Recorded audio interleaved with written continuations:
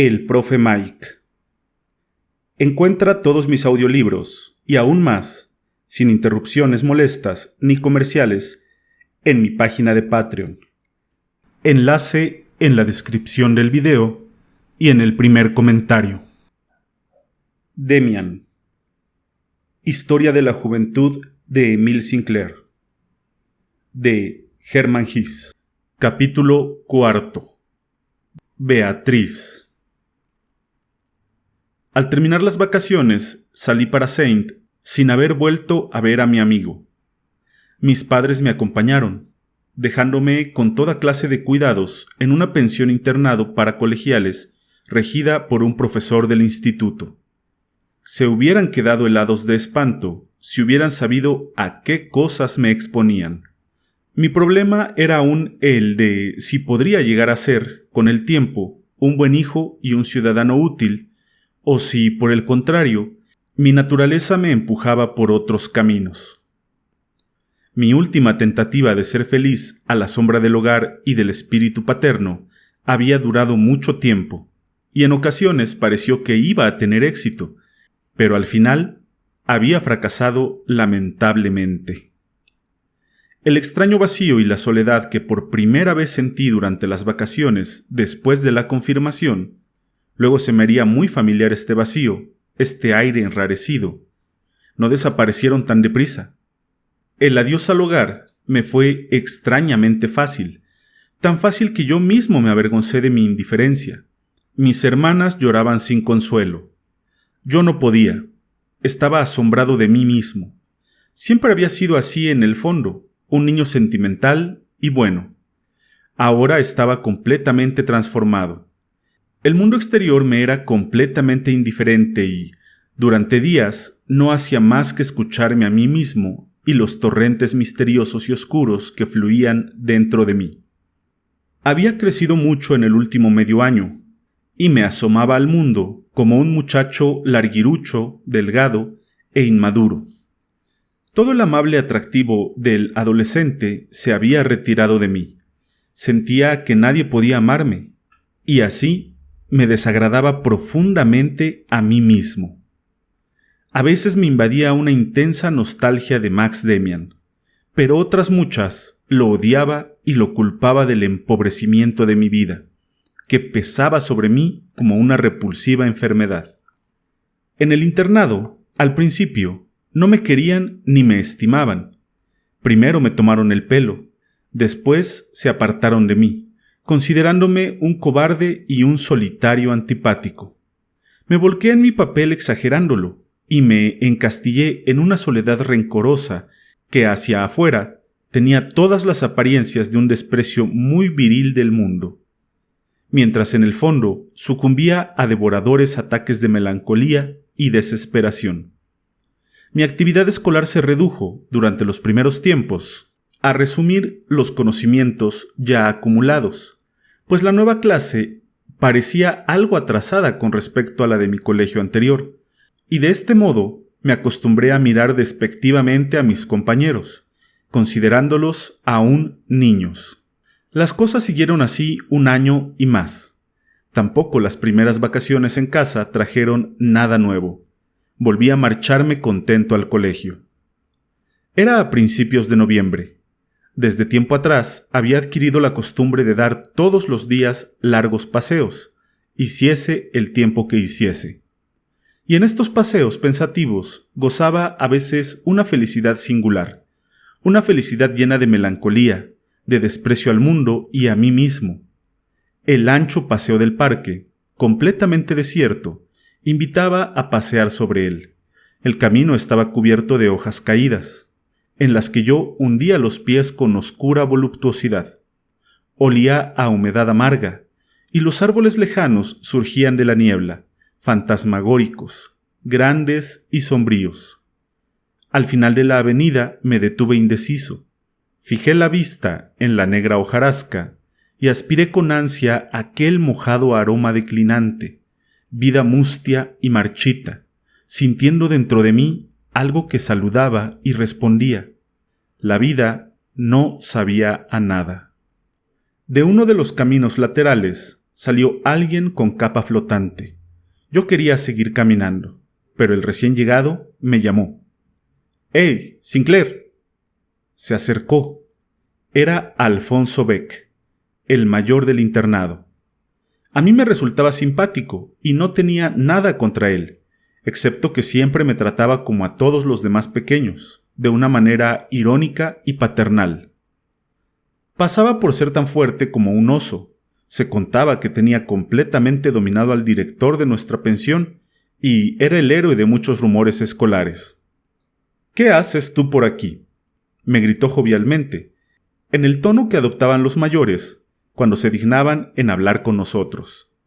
«Apuesto que estás haciendo versos». «Ni pensarlo», rechacé bruscamente. Se echó a reír y continuó andando a mi lado y charlando. Yo había perdido la costumbre de conversar. «No creas que no lo comprendo, Sinclair. Tiene un no sé qué caminar así en la niebla del atardecer, con pensamientos otoñales. Comprendo que se caiga en la tentación de hacer versos sobre la naturaleza que mueve y sobre la juventud perdida que se le parece, como Heinrich Heine».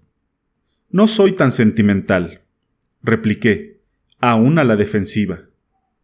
«Bueno, es igual. Lo que el hombre debe hacer con este tiempo es buscar un sitio abrigado donde le den un buen vaso de vino o algo semejante. ¿Vienes conmigo? No espero a nadie. O quizá no te agrada la idea. No quisiera pervertirte, querido amigo, si es que eres un muchacho modelo». Poco después nos encontrábamos en una taberna de las afueras de la ciudad, bebiendo un vino dudoso y entrechocando los vasos de vidrio grueso. Al principio aquello no me gustaba demasiado, pero al menos era algo nuevo. Al poco rato, bajo el efecto del vino, me volví el más locuaz. Era como si se hubiese abierto en mí una ventana por la que penetrase resplandeciente el mundo. Hacía tanto tiempo que no se desahogaba mi alma. Comencé a fantasear y, de pronto, saqué a relucir la historia de Caín y Abel. Beck me escuchaba complacido. «Por fin alguien que vale la pena». Me golpeaba en el hombro y me llamaba «chico del demonio». Y a mí se me hinchaba el corazón de placer al dejar correr generosamente todos los deseos acumulados de hablar y comunicarme, de ser reconocido por alguien y de valer algo a los ojos de uno mayor que yo. Cuando más tarde me dijo que era un chico genial, estas palabras inundaron mi alma como un vino fuerte y dulce. El mundo ardía en nuevos colores. Las ideas llegaban a mí de 1000 atrevidas fuentes nuevas. El ingenio y el fuego llameaban en mí.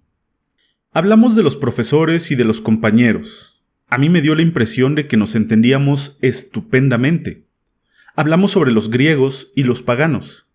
Beck quería a toda costa que le hiciera confidencias sobre aventuras amorosas. Pero en ese terreno yo no podía seguir la conversación. No había vivido nada y nada podía contar. Y lo que en mi vida interior había sentido, construido y fantaseado, yacía ardiendo en mí, pero el vino no era lo bastante poderoso para arrastrarlo a la superficie y hacerlo comunicable. Beck sabía mucho más de las chicas que yo, y escuché con la cara encendida sus cuentos. Me enteré de cosas increíbles. Cosas que nunca hubiera creído posibles se hacían reales y parecían normales. Alfonso Beck, con sus 18 años, tenía ya alguna experiencia. Sabía, entre otras cosas, que las muchachas no querían más que presumir y ser cortejadas, y que todo aquello resultaba muy agradable, pero no era lo verdadero. Se conseguía más de las mujeres casadas. Eran mucho más inteligentes. Por ejemplo, la señora Jagelt, la de la tienda de cuadernos y lapiceros. Con ella podía uno entenderse, y las cosas que habían sucedido detrás del mostrador no eran para ser contadas. Yo estaba fascinado y aturdido. Desde luego, no hubiera podido enamorarme de la señora Jagelt precisamente, pero, a fin de cuentas, la historia era increíble. Parecía que había posibilidades, por lo menos para los mayores, que yo nunca hubiera imaginado. Sin embargo, también había algo falso en todo aquello. Me sabía a menos y a más vulgar de lo que, según mi opinión, debía ser el amor. Pero era la realidad, era la vida y la aventura. A mi lado tenía a uno que lo había vivido y a quien le parecía muy natural. Nuestra conversación había descendido un poco, había perdido algo. Yo no era ya el chiquillo genial, era tan solo un chico que escuchaba a un hombre. Pero, aún así, comparado con lo que mi vida venía haciendo desde muchos meses atrás, resultaba algo delicioso y paradisiaco. Además, fui dándome cuenta lentamente de que todo lo que estaba haciendo, desde estar en la taberna hasta el tema de nuestra conversación, estaba prohibido terminantemente. Saboreaba al menos el espíritu rebelde de la situación. Conservo de aquella noche un recuerdo muy claro. Cuando muy tarde ya emprendimos ambos el regreso, bajo la turbia luz de los faroles, en la noche mojada y fría, iba yo borracho por primera vez en mi vida. No era nada grato, sino muy desagradable, y, sin embargo, hasta eso tenía algo, un atractivo, una dulzura. Era la rebelión y la orgía, la vida y el espíritu. Beck se portó muy bien conmigo, y me condujo medio en brazos hasta la pensión, en la que entramos de contrabando por una ventana. Al despertar de la borrachera, tras un breve y mortal sueño, me sobrevino una desesperada tristeza. Incorporado en la cama, conservaba puesta la camisa que había llevado durante el día anterior. Mis vestidos y mis botas diseminados por el suelo olían a tabaco y a vómito. Y en medio del dolor de cabeza, de las náuseas y de la sed abrasadora, surgió ante mi alma una imagen en mucho tiempo evocada. Vi mi ciudad natal y la casa de mis padres, a mi padre y a mi madre, a mis hermanas, el jardín, el dormitorio tranquilo y acogedor, el colegio y la plaza mayor. Vi a Demian, las clases de religión, y todo ello era luminoso. Todo aparecía adornado de un suave resplandor. Todo era maravilloso, divino y puro. Y todo ello, ahora me daba cuenta, había sido mío hasta ayer, hasta pocas horas antes, y se había hundido ahora, justamente ahora. Había desaparecido, ya no me pertenecía, me excluía, me miraba con asco. Todo el amor y el cariño que me habían dado mis padres, remontándome hasta los más lejanos y dorados paraísos de la infancia, cada beso de mi madre, cada Navidad, cada mañana de domingo, clara y piadosa, cada flor del jardín, todas yacían rotas a mis pies, todas las había pisoteado. Si en aquel momento hubieran venido a prenderme unos esbirros y me hubieran arrastrado a la horca por sacrílego, no habría opuesto nada. Habría echado a andar gustoso hacia el patíbulo y habría considerado justa y conveniente la penitencia. Así era yo en el fondo. Yo, que despreciaba a todo el mundo. Yo, que sentía el orgullo de la inteligencia y compartía los pensamientos de Demian. Así era yo, una escoria, una basura, borracho y sucio, repugnante y grosero, una bestia salvaje dominada por asquerosos instintos. Yo, que venía de aquellos jardines en los que todo era pureza, resplandor y suave delicadeza, el que había disfrutado con la música de Bach y los bellos poemas.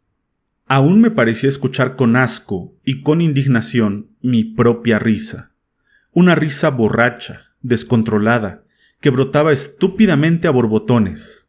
Así era yo. A pesar de todo, era casi un placer sufrir estos tormentos. Llevaba ya tanto tiempo arrastrándome ciego e insensible por la vida, y mi corazón había callado ya tan largamente, empobreciéndose confinado en un ángulo oscuro, que hasta aquellos reproches y aquel horror que contraían mi alma eran bienvenidos. Eran, al menos, Sentimientos. Sentimientos ardientes en los que latía un corazón. Desconcertado, sentí en medio de la miseria algo así como una liberación y una nueva primavera. Entretanto, y para quien me viese desde fuera, seguía yo deslizándome vertiginosamente cuesta abajo. Aquella primera borrachera no fue la última. En nuestro colegio se iba mucho de juerga a las tabernas, y yo era uno de los más jóvenes entre los asiduos. Pronto dejé de ser considerado como un chiquillo al que se le tolera, y me convertí en un cabecilla, famoso y atrevido cliente de las tabernas. De nuevo pertenecía por entero al mundo sombrío, al demonio, y ocupaba en aquel mundo un lugar destacado. A todo esto, yo me sentía muy mal. Vivía en una orgía autodestructiva constante, y mientras mis compañeros me consideraban un cabecilla y un experto, un muchacho valiente y juerguista, mi alma atemorizada aleteaba llena de angustia en lo más profundo de mi ser. Todavía recuerdo cómo se me saltaron las lágrimas al salir del café un domingo por la mañana y ver unos niños que jugaban en la calle, radiantes, limpios, recién peinados y con sus galas domingueras, mientras yo me divertía y a menudo, en torno a una mesa sucia, en tabernas de baja reputación, asustaba a mis amigos con mi inaudito cinismo. Tenía en el fondo del corazón un gran respeto por todo aquello que ridiculizaba y en mi interior me arrodillaba ante mi alma, ante mi pasado, ante mi madre, ante Dios. Esta falta de empatía con mis acompañantes, esta soledad mía entre ellos, que me entregaba inerme a mi dolor, tenía su explicación. Entre todos mis camaradas, incluso entre los más endurecidos, pasaba por ser un perdido y un cínico. Mostraba ingenio y osadía en mis ideas y mis apreciaciones sobre los profesores, el colegio, la familia y la iglesia. También aceptaba los chistes obscenos y hasta me animaba a contar alguno. Pero nunca acompañaba a mis compañeros cuando iban en busca de las chicas. Me encontraba solo y lleno de un profundo deseo de amor, un deseo desesperado, en tanto que mis palabras eran las de un libertino redomado. En este punto no había nadie más delicado y pudoroso que yo. Cuando veía pasar a las muchachas, lindas y contentas, alegres y graciosas, se me figuraban puros sueños maravillosos, demasiado buenos y demasiado puros para mí. Durante una temporada tampoco pude entrar en la papelería de la señora Jegelt, porque nada más mirarla me ponía colorado, recordando lo que Alfonso Beck me había contado de ella. Pero, aunque me sabía distinto de mis nuevos camaradas y me sentía continuamente solo en su compañía, no conseguía desligarme de ellos. No sé ya en verdad si llegué realmente a encontrar alguna vez placer en aquella vida de borrachera y fanfarronería, pero sí recuerdo que no llegué a habituarme a la bebida hasta el punto de no sentir las penosas molestias consecutivas al exceso. Era todo como una obligación. Yo hacía lo que creía que debía hacer. De otra forma, no hubiera sabido qué hacer conmigo mismo. Tenía miedo de los arrebatos, terriblemente intensos, de ternura y timidez a que tendía constantemente. Tenía miedo de los suaves pensamientos amorosos que me asaltaban. Lo que más echaba de menos era un amigo. Entre mis compañeros los había 2 o 3 a los que veía con gusto, pero ellos rehuían mi trato, pertenecían a los buenos y hacía ya mucho tiempo que mis vicios no eran un secreto para nadie. Todos me consideraban un perdido irremisible, bajo cuyos pies se tambaleaba el suelo. Los profesores conocían mis trastadas. Ya había sido castigado varias veces. Mi expulsión definitiva del colegio era algo que todos estaban esperando. Yo lo sabía, y había dejado de ser buen alumno, limitándome a seguir a tropezones las clases, convencido de que aquello no podía durar mucho tiempo. Hay muchos caminos por los que Dios puede llevarnos a la soledad y a nosotros mismos. Este fue el camino por el que me condujo entonces a mí. Fue como una pesadilla. Me veo avanzar desasosegado y ansioso como un hombre atormentado por un mal sueño, a través de largas noches de borrachera y cinismo, por un camino feo y sucio, cubierto de basuras y viscosidades, y sembrado de vasos rotos. Así me sucedió a mí. De esta manera tan poco refinada, aprendí a estar solo, y a levantar entre mi infancia y yo una puerta cerrada por guardianes implacables y resplandecientes. Esto fue un principio, un despertar de la nostalgia de mí mismo. Todavía me sobrecogí convulso cuando mi padre acudió por primera vez a la escuela, alarmado por las cartas del director de la pensión, y me encontré de pronto en su presencia.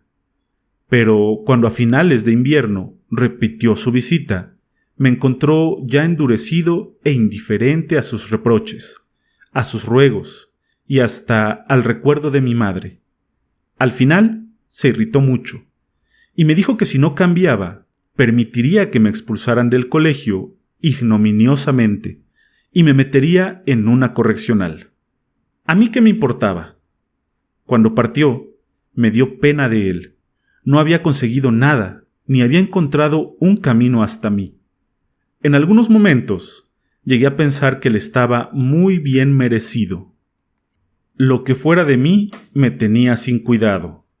Yo mantenía a mi modo, tan singular como poco atractivo, con la borrachera y el juego, mi lucha contra el mundo. Era mi manera de protestar, pero con ella me aniquilaba, y dándome cuenta, planteaba a veces la cuestión en los siguientes términos. Si el mundo no podía utilizar a los hombres como yo, si no tenía para ellos ningún puesto mejor, ni podía encomendarles una labor más alta, no había para nosotros más camino que el aniquilamiento. Peor para el mundo. Las vacaciones navideñas de aquel año fueron bastante tristes. Mi madre se asustó al verme. Había crecido aún más, y mi rostro delgado tenía un aspecto gris y demacrado, con rasgos cansados y párpados enrojecidos. La primera sombra de bigote y las gafas que llevaba desde hacía poco me hacían más extraño ante sus ojos. Mis hermanas retrocedieron entre risitas. Todo fue penoso y amargo.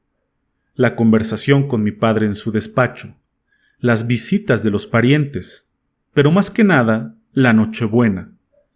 Toda la vida había sido la Nochebuena la fiesta más celebrada en nuestra casa, noche de amor y de gratitud, en la que se renovaba la alianza con mis padres. Esta vez resultó ingrato y embarazoso. Como siempre, mi padre dio lectura al Evangelio de los pastores, que cuidaban sus rebaños en el campo. Como siempre, mis hermanas contemplaron deslumbradas sus regalos. Pero la voz de mi padre tenía un tono desgarrado, y su rostro parecía envejecido y abrumado. Mi madre estaba triste, y para mí fue todo igualmente penoso e indeseado. Los regalos y los votos de felicidad, el Evangelio y el árbol navideño. Los alfajores exhalaban un apetitoso perfume y densas nubes de recuerdos. El abeto aromaba y hablaba de cosas que ya no eran. Yo anhelaba el término de la noche y el de todos aquellos días de fiesta. Y así prosiguió todo el invierno. El claustro de profesores me acababa de amonestar de nuevo y me amenazaba con la expulsión. Aquella situación no iba a durar mucho. Por mí, no sabía nada de Max Demian y le reprochaba enconadamente el olvido en que me tenía. No había vuelto a verlo en todo aquel tiempo. Al principio, en mi estancia en la escuela, le había escrito 2 cartas que no obtuvieron respuesta. Por esta razón, tampoco fui a visitarlo durante las vacaciones. En el mismo parque donde había encontrado en el otoño a Alfonso Beck, vi al comenzar la primavera, precisamente cuando los matorrales empezaban a ponerse verdes, a una muchacha que me llamó la atención. Ello sucedió una tarde en que paseaba solitario y entregado a desagradables preocupaciones, pues veía quebrantada mi salud y pasaba, además, por constantes apuros económicos. Debía diversas cantidades a varios camaradas. Había dejado crecer en algunas tiendas cuentas de cigarros y otras cosas así. Y tenía que inventar un gasto necesario para obtener de mis padres un nuevo envío de dinero.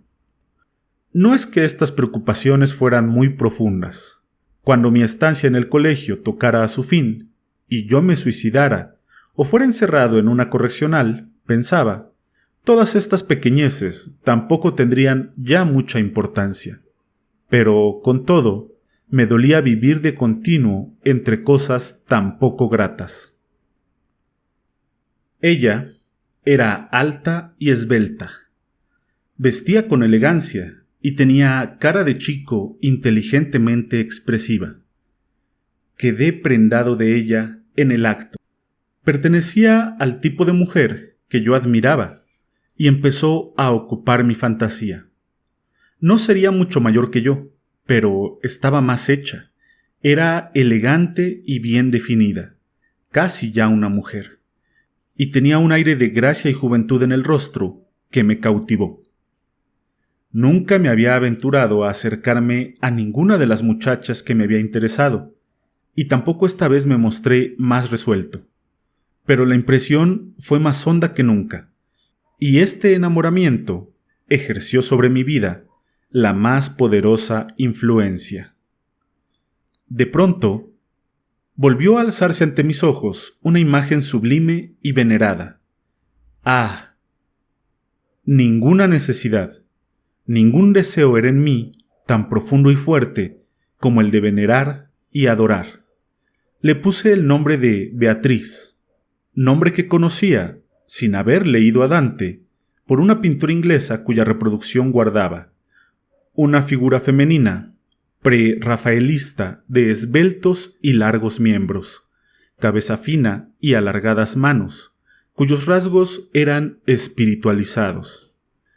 La bella muchacha de mi encuentro no era del todo semejante, pero mostraba también aquella esbelta forma, un poco masculina, que tanto me atraía, y un algo de la pura espiritualidad del rostro. Nunca crucé con Beatriz ni una sola palabra. Sin embargo, ejerció en aquella época una influencia profundísima sobre mí. Colocó ante mí su imagen, me abrió un santuario, me convirtió en un devoto que reza en un templo. De la noche a la mañana dejé de participar en las juergas y correrías nocturnas. De nuevo podía estar solo. Recobré el gusto por la lectura, por los largos paseos. Esta súbita conversión atrajo sobre mí las burlas de mis compañeros, pero tenía de nuevo algo que adorar. Poseía de nuevo un ideal. La vida se mostraba de nuevo colmada de presagios en un misterioso rosado alborear. Y todos los sarcasmos se embotaron contra mi apacible insensibilidad. Volví a ser dueño de mí mismo, aunque solo como esclavo y servidor de una imagen venerada. No puedo recordar aquel tiempo sin cierta emoción. Otra vez intentaba reconstruir con sincero esfuerzo un mundo luminoso, sobre ruinas de un periodo de vida desmoronado. Otra vez vivía con el único deseo de acabar con lo tenebroso y malo en mi interior, y de permanecer por completo en la claridad, de rodillas ante unos dioses. Este nuevo mundo luminoso era, además, propia creación mía. No era ya una fuga en busca del refugio materno, de la seguridad irresponsable, sino una servidumbre instituida por mí, y que yo mismo me imponía, plena de responsabilidad y disciplina. La sexualidad, bajo cuyo imperio sufría y de la cual huía con esfuerzo infinito, debía depurarse en este fuego y convertirse en devoción y espíritu. No debía subsistir nada sombrío ni repulsivo. Las noches atormentadas, las palpitaciones ante imágenes obscenas, la escucha a través de las puertas prohibidas, la salacidad. En su lugar, levantaría yo mi altar con la imagen de Beatriz y, al consagrarme a ella, me consagraría al mundo del espíritu y a los dioses. La parte de vida que arrebataba a las fuerzas del mal, la sacrificaba a las fuerzas de la luz. Mi meta no era el placer, sino la pureza, no la felicidad, sino la belleza y el espíritu. Este culto a Beatriz transformó por entero mi vida.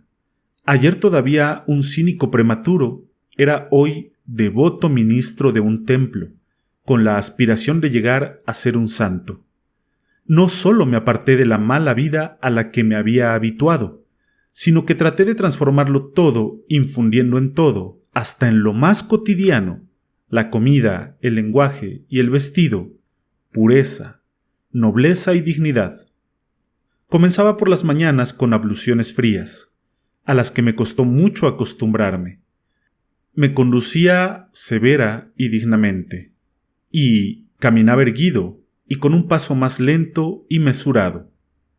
Desde fuera puede que todo esto resultara un tanto cómico, mas para mí era un puro servicio divino.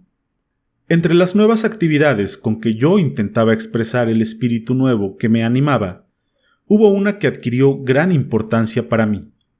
Empecé a pintar.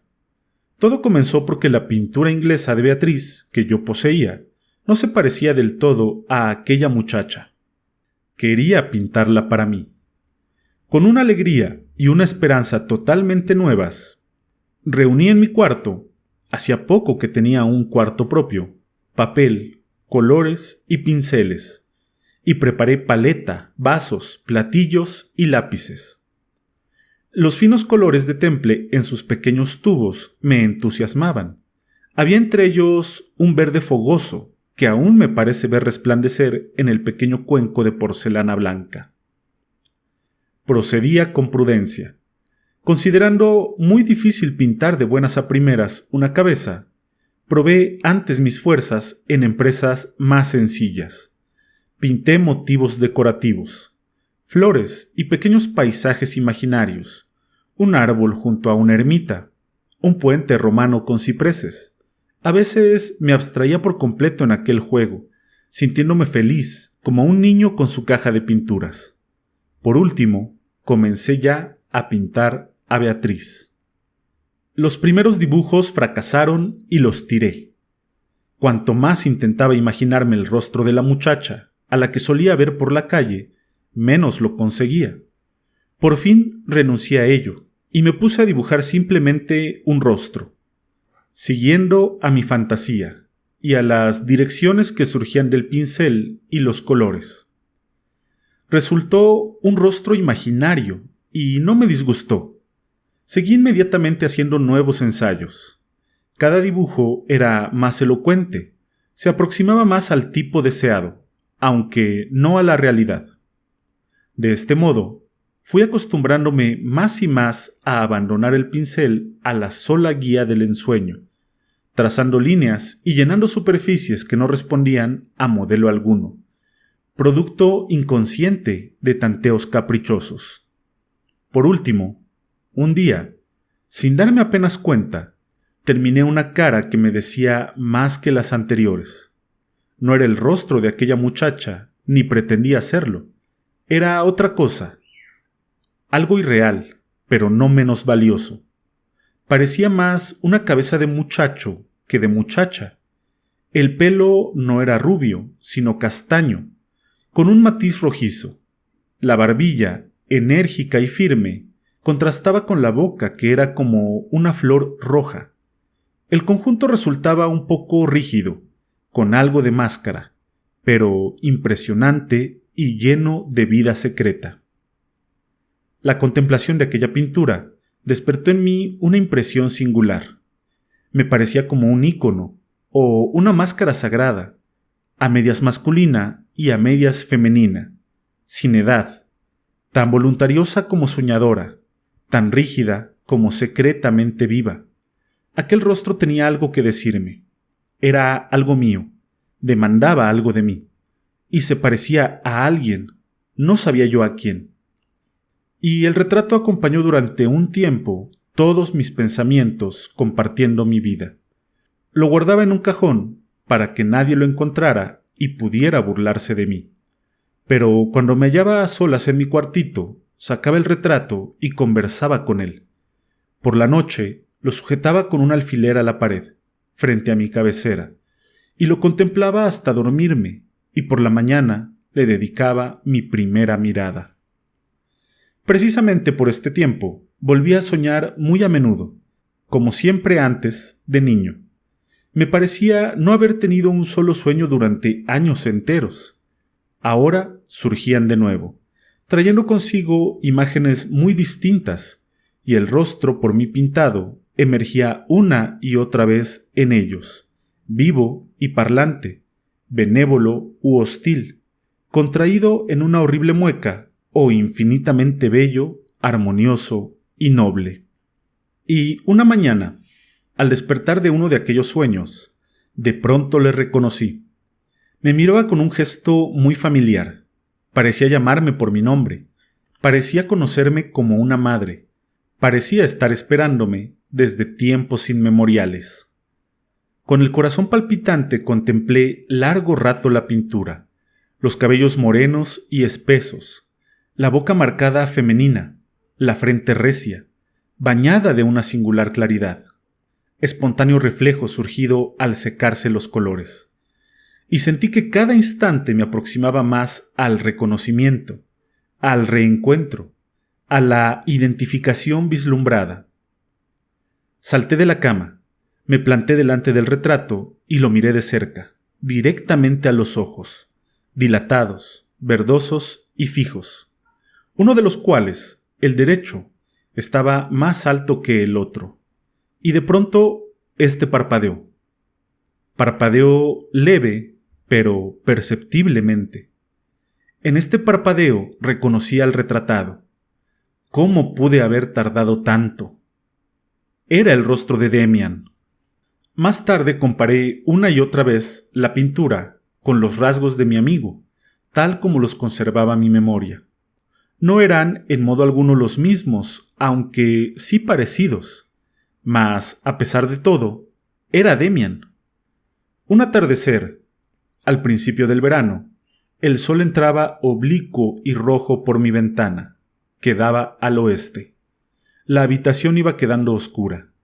Se me ocurrió entonces sujetar el retrato de Beatriz, o de Demian, sobre los cristales, y ver cómo lo atravesaba el resplandor crepuscular. El rostro desapareció, sin contornos, pero los ojos enmarcados de rojo, la claridad de la frente y la boca intensamente roja ardían profunda y violentamente sobre la superficie blanca. Largo rato permanecí ante la pintura, aún después de haberse extinguido su fulgor, y poco a poco fue apoderándose de mí la sensación de que no era Beatriz, ni tampoco Demian a quien representaba, sino a mí mismo. El retrato no se me parecía. Yo sentía que tampoco era necesario, pero representaba mi vida, era mi interior, mi destino o mi demonio. Tal sería mi amigo si alguna vez volvía a encontrar alguno. Así sería mi amante, si alguna vez la tenía. Así sería mi vida y así sería mi muerte. Así eran el sonido y el ritmo de mi destino. Durante aquellos días empecé una lectura que me impresionó más hondamente que todo lo que había leído hasta entonces. Tampoco más adelante he vivido tan intensamente un libro, excepto quizá Nietzsche. Era un tomo de Novalis, con cartas y sentencias, muchas de las cuales no comprendía, pero que me atraían y fascinaban enormemente. Una de ellas me vino en aquel momento a la memoria, y la escribí con la pluma al pie del retrato. Destino y sentimiento son nombres de un solo concepto. Ahora lo comprendía. Todavía encontré varias veces a la muchacha a la que había dado el nombre de Beatriz. No sentía ya emoción al verla, pero sí un suave recuerdo, una intuición sensible. estás ligada a mí, pero no tú misma, sino tan solo tu retrato. Eres una parte de mi destino. Nuevamente volví a sentir con fuerza la nostalgia de Max Demian. No sabía nada de él desde hacía años. Le había visto una sola vez durante las vacaciones. Ahora me apercibo de que he omitido este breve encuentro en mis anotaciones y veo que lo he hecho por vergüenza y amor propio. Tengo que repararlo. Durante unas vacaciones vagaba yo una tarde por las calles de mi ciudad natal, con la expresión desencantada y siempre un poco fatigada de mi época de excesos, blandiendo un bastoncillo y mirando con descaro los rostros envejecidos, pero siempre iguales, de los despreciados filisteos, cuando vi venir, en sentido contrario a mi antiguo amigo. Su aparición me sobresaltó singularmente. Automáticamente tuve que pensar en Franz Kromer. Ojalá hubiera olvidado Demian aquella historia. Era muy desagradable estar en deuda con él. Aunque en el fondo había sido una estúpida historia de niños, al fin y al cabo yo no dejaba de estar en deuda con él. Pareció esperar a ver si yo quería saludarlo, y cuando lo hice, esforzándome en mostrar la mayor naturalidad posible, me tendió la diestra. Aquel era de nuevo su apretón de manos, firme, cálido y distante al mismo tiempo, viril. Me miró atentamente a la cara y dijo: «¿Has crecido, Sinclair?» Él me pareció el mismo, tan maduro y tan joven como siempre. Se unió a mí y dimos un paseo. Hablamos de muchas cosas sin importancia, pero nada sobre el pasado. Recordé que le había escrito varias veces sin recibir contestación. Ojalá hubiera olvidado también las estúpidas cartas. Él no habló de ellas. Ni Beatriz ni el retrato existían aún por entonces. Me hallaba todavía en pleno periodo de disipación. En las afueras de la ciudad le invité a entrar en una bodega. Con estúpida fanfarronería pedí una botella de vino. Llené los vasos, brindé con él y vacié el mío de un trago, mostrándome muy al corriente de los usos estudiantiles. «¿Vas mucho a las tabernas?», me preguntó. «Pues sí», contesté con desgano. «¿Qué va uno a hacer? A fin de cuentas, es lo más divertido». «¿Crees tú? Quizá tengas razón. Desde luego. Hay en ello algo que tiene su belleza, la exaltación báquica. Pero yo encuentro que en la gente que anda todo el día de taberna en taberna se ha perdido por completo tal exaltación. Se ha convertido en un hábito y, a mi ver, de los más filisteos. Una noche de verdadera embriaguez y orgía a la luz de las antorchas, eso sí, pero pasarse la vida sentado ante una mesa, tragando vaso tras vaso, ¿qué puede haber en ello? ¿Puedes imaginarte acaso a Fausto sentado una noche y otra en una tertulia de café? Yo bebí y le miré con hostilidad. «Bueno, no todos somos Fausto», respondí secamente. Me miró un poco sorprendido. Luego se echó a reír con la frescura y la superioridad de siempre. «Está bien. ¿Para qué vamos a discutir? De todos modos, la vida de un borracho o de un libertino es probablemente más intensa que la del burgués irreprochable.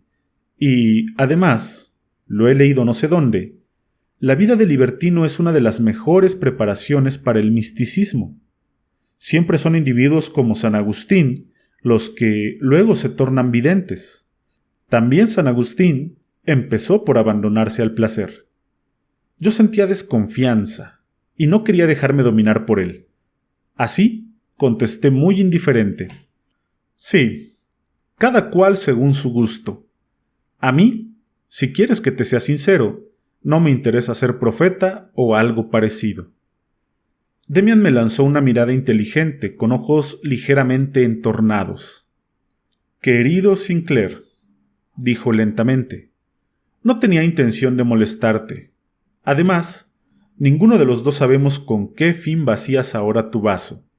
Pero aquello que tienes en tu interior, aquello que conforma tu vida, sí lo sabe. Y es bueno tener conciencia de que en nosotros hay algo que lo sabe todo, lo quiere todo y lo hace mejor que nosotros. Pero, perdona, tengo que irme a casa. Nos despedimos brevemente. Yo permanecí en la taberna, invadido por un oscuro mal humor. Acabé de vaciar la botella y al marcharme supe que Demian había pagado el gasto. Este detalle aumentó mi irritación. Mis pensamientos se concentraron en este pequeño suceso, y Demian los ocupaba todos. Las palabras que pronunció en aquella taberna de las afueras de la ciudad me volvieron a la memoria, frescas e indelebles. Y es bueno tener conciencia de que en nosotros hay algo que lo sabe todo. Contemplé de nuevo el retrato colgado de la ventana, extinguido ya por completo, pero aún veía brillar sus ojos. Era la mirada de Demian, o de aquel que había dentro de mí, y lo sabía todo. Mi deseo de volver a encontrar a Demian se hacía cada vez más ardiente. No tenía noticia alguna de él, ni sabía cómo encontrarle. Solo sabía que, al terminar sus estudios en el colegio, había abandonado con su madre nuestra ciudad, probablemente para continuarlos en otro centro superior.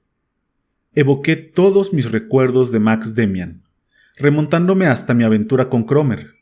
Cuántas cosas de las que había dicho desde entonces volvieron a surgir, y todas tenían aún sentido, eran actuales, me concernían. También lo que me había dicho en nuestro último y poco grato encuentro sobre el libertinaje y la santidad surgió con toda claridad en mi alma. ¿No era quizá precisamente aquello que me había sucedido? ¿No había vivido acaso en la embriaguez y en el fango, en la dispersión y en el desorden, hasta que un nuevo impulso vital había despertado en mí precisamente lo contrario, en ansia de pureza y la nostalgia de la santidad? Fui siguiendo mis recuerdos mientras caía la noche. Afuera llovía. También en mis recuerdos oía caer la lluvia bajo los castaños el día que Demian me preguntó qué me pasaba con Franz Cromer y acertó mi secreto. Enlazándose unos a otros, continuaron emergiendo los recuerdos, conversaciones camino al colegio, la clase de religión, y por último, surgió el de mi primer encuentro con Max Demian. ¿De qué hablamos entonces? Al principio no conseguí encontrarlo en mi memoria, pero mi lenta y absorta evocación acabó por traerlo también de nuevo a ella. Habíamos estado parados delante de nuestra casa, después de que él me había comunicado su opinión sobre Caín. Había hablado del viejo y borroso escudo que campeaba sobre nuestro portal, y me había dicho que el escudo le interesaba, que había que fijarse bien en estas cosas. Por la noche, soñé con Demian y con el escudo, que cambiaba de forma constantemente. Demian lo sostenía entre sus manos.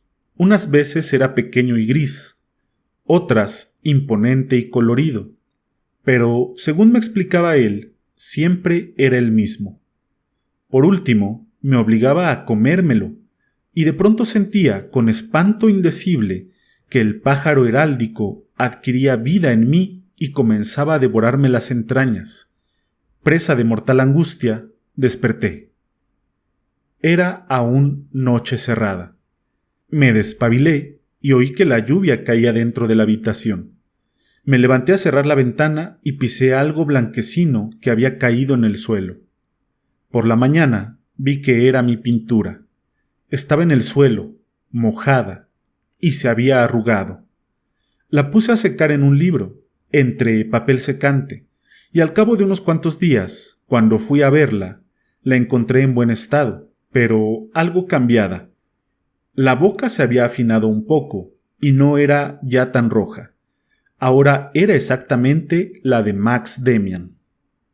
Me puse a hacer un nuevo dibujo del ave heráldica. No recordaba muy bien su verdadero aspecto. Sabía que muchos detalles ya no se reconocían, porque el escudo era viejo y había sido pintado varias veces. El pájaro estaba posado sobre algo, una flor, un cesto, un nido o una copa de árbol. Sin ocuparme de lo que fuese, comencé a pintar aquella parte de la que conservaba una idea más precisa, y, guiado por un oscuro impulso interior, empleé desde luego los colores más vivos de mi paleta, dando a la cabeza del pájaro un ardiente tono dorado. Luego continué a mi capricho, y en el término de unos días quedó terminada la pintura. Resultó un ave de rapiña con una afilada y audaz cabeza de gavilán, con medio cuerpo dentro de una bola del mundo oscura, de la que surgía como un huevo gigantesco sobre un fondo azul. Mientras más miraba mi obra, más me parecía que era el escudo coloreado que había visto en mi sueño. Aunque hubiera sabido las señas de Demian, no me hubiera sido posible escribirle, pero, guiado por aquella misma oscura intuición que por entonces dirigía todos mis actos, decidí enviarle mi dibujo, llegase o no a sus manos. Sin escribir nada en él, ni siquiera mi nombre, corté cuidadosamente sus bordes, compré un sobre grande y lo dirigí al domicilio antiguo de mi amigo, en mi ciudad natal. Luego lo eché al correo. Se aproximaba un examen, y yo tenía que estudiar más que de costumbre para el colegio. Desde que había abandonado aquella conducta despreciable, los profesores me habían acogido otra vez con benevolencia. Tampoco era ahora un buen alumno, pero ni yo ni nadie se acordaba ya de que medio año antes todos habían dado como probable mi expulsión del colegio. Mi padre volvía a escribirme, ahora como en un principio, sin reproches ni amenazas. Mas, por mi parte, no sentía deseo alguno de explicar a nadie cómo se había desarrollado en mí aquella transformación. Si coincidía con los deseos de mis padres y profesores, era por pura casualidad. El cambio no me acercó más a los compañeros, no me acercó a nadie, solo me hizo más solitario. Pero me impulsaba hacia Demian, hacia un destino lejano. Yo mismo no lo sabía, pues me encontraba en el centro de la corriente. Había comenzado con Beatriz, pero desde algún tiempo atrás vivía yo, con mis dibujos y mis recuerdos de Demian, en un mundo tan irreal que también ella desapareció por completo de mis ojos y de mi pensamiento.